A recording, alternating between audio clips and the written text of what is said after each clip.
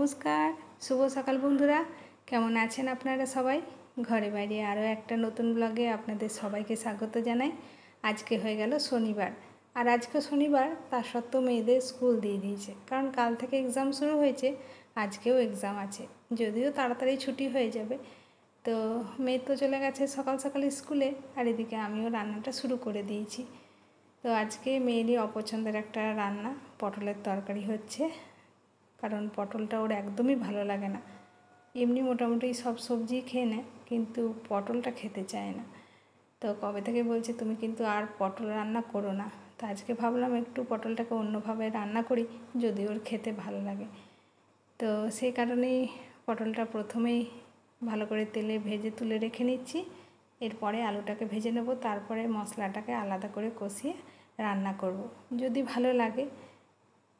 আর অন্যান্য দিন তো অল্প তেল মশলা দিয়েই রান্না করি, কারণ মা আছেন, বয়স্ক মানুষ, তারপরে আমাদেরও বেশি তেল মশলা খাওয়া উচিত নয়। সেই কারণেই অল্প তেলেই রান্না করি। তা পটল, ফুলকপি এগুলো রান্না করতে একটু তেল লাগে ভালো করে রান্না করতে। তো দেখা যাক আজকে খাই কিনা। আর হবে করলা চচ্চড়ি আর পেঁপে টমেটো দিয়ে ডাল, ব্যাস, আজকে আর কিছুই হবে না। তো তরকারিটা আমার হয়ে গেছে, নামিয়ে নেব। এরপরে করলাটা ভেজে নিই। আর এই করতে করতে অল্প অল্প করে রোদ্দুরেও দিচ্ছি, কারণ রোদ্দুরটা সকাল থেকে বেশ ভালোই উঠছে, দেখে মনেও হচ্ছে একটু করে রোদ্দুরে দিই। তো পুজো চলে এসেছে, এই রান্নাবান্নার সাথে সাথে কাজেরও অনেক চাপ আছে। ঘর ঝাড়ঝাড়ি আছে, কৌটো বাটি ধোয়া আছে, তো রোজই অল্প অল্প করে নিচ্ছি।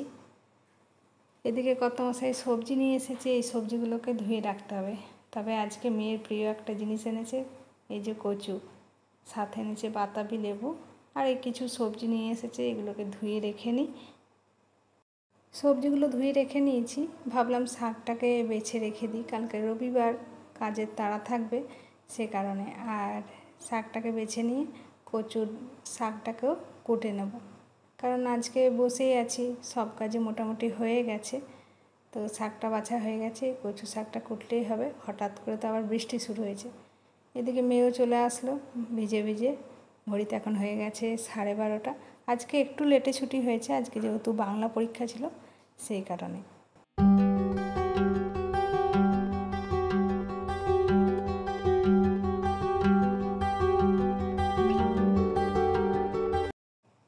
গুড ইভিনিং বন্ধুরা। আজকে আকাশে মেঘ দেখে আনিয়েছি চপ, কিন্তু আমার এই চপ মুড়ি খাওয়া দেখে মেঘ উড়ে পালিয়ে গেছে, আকাশে তারা ফুটে গেছে।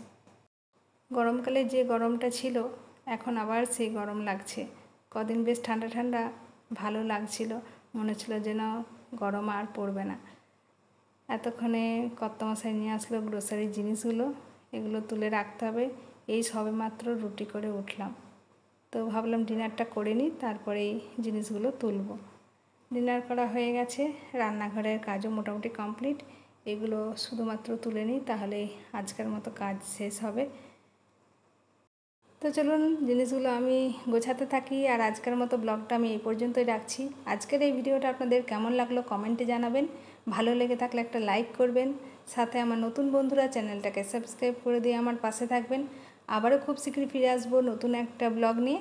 আপনারা সবাই সুস্থ থাকুন, ভালো থাকুন, সাবধানে থাকুন। দেখা হবে খুব শীঘ্রই পরের একটা ব্লগে। Bye, good night.